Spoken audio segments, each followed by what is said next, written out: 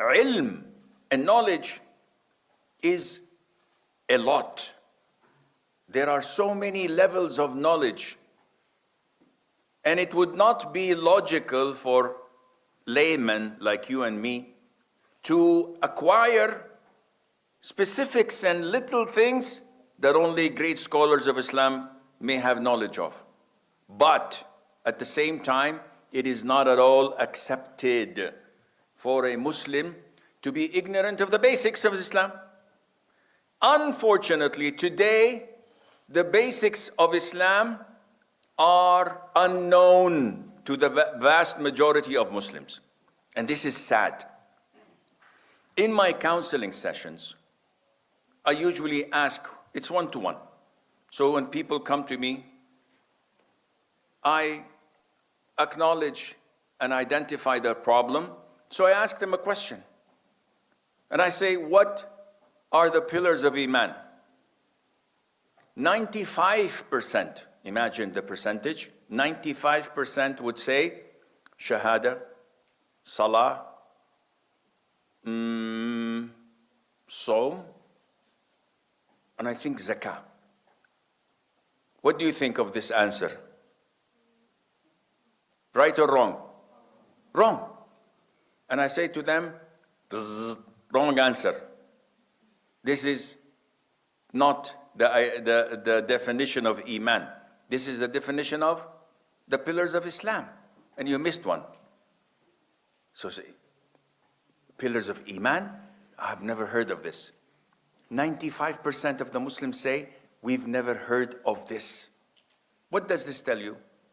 It tells you that we have a problem in the basics that each and every Muslim should know.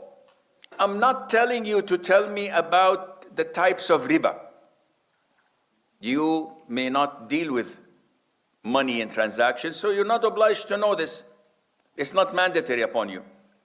I'm not telling you, tell me now about the difference of tamattu', qiran, and ifrad in Hajj. Sheikh, I'm not going for Hajj. My slot comes in 15 years. Yes, you're not obliged to know it. I'm not asking you to tell me what is the threshold of zakat of corn, or of 100 cows, or of 2,000 camels. What's the threshold and what is the zakah? I don't have any. I don't even know a cow from a camel if I see one, let alone to know what is zakah. These are not mandatory upon you at the moment. But essential things of Islam, they're mandatory. Such as to know in prayer what are the pillars, what are the mandatory obligations, and what are the sunnah. Why is it mandatory? So that I can know when to prostrate for sahu. If I prayed Asr 3 rak'ahs and I left home, oh, I forgot. Yalla, I'll pray 2 sujood al-sahu. Valid? Invalid. I dropped a pillar, which means that the whole building has collapsed. Obligatory is different than pillars, is different than sunnah. These are some of the things you have to know. Among the things we must know is the hadith of Jibreel. When he came to the Prophet ﷺ, and he asked him, he came in the form of a human being, the companions were sitting, they saw a man, white clothes, black hair, no trace of traveling, yani no dust, nothing. And at the same time, none of us know him. They didn't have any hotels at the time. So they should have recognized him. He should have stayed with someone. But this guy was unknown to them. He asked, Muhammad, tell me what is Islam? 5 pillars. What is Iman? 6 pillars. What is Ihsan? 1 pillar.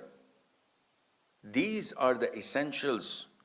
Because the Prophet said afterwards, do you know who that was? They said, no. He said, that was Jibreel.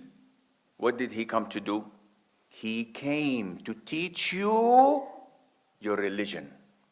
Which means that this is your religion that you have to know. When we speak about Iman, Iman is a tighter circle. The bigger circle is Islam. All of you are Muslims in the sense that you believe in the Shahada, you pray, you fast, you do zakah, you will perform Hajj inshallah. These are pillars that we can see. What's in your heart, Allah knows about it. The bigger circle has an inner circle, which by default, all those in the inner circle are Muslims. But because they are selected individuals, they are also mu'min. They have iman. But what is iman? Iman fluctuates, goes up and down. Islam is steady. Either you're a Muslim or... I know it's early in the morning and some of you might fall asleep, but try to wake up because I am more sleepy than you. I'm over 60, خلاص, and I take a nap every 5 minutes. So if I doze off, you guys wake me up. So, Islam, either you're a Muslim or there is no middle way. So, I'm a seasonal Muslim. No, you're either Muslim or a kafir. However, when you go to the inner circle of Iman, this is different. It fluctuates. And this is why it increases with deeds that are good and decreases with sins. What is the evidence?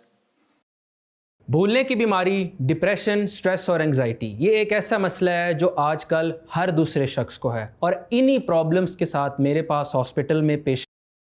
Why do you need evidence? Because I have so many people on the internet, on TikTok, saying that Iman is one wholesome. Either it's there or it's not. And these are the far extreme. We have the Khawarij. You know the Khawarij.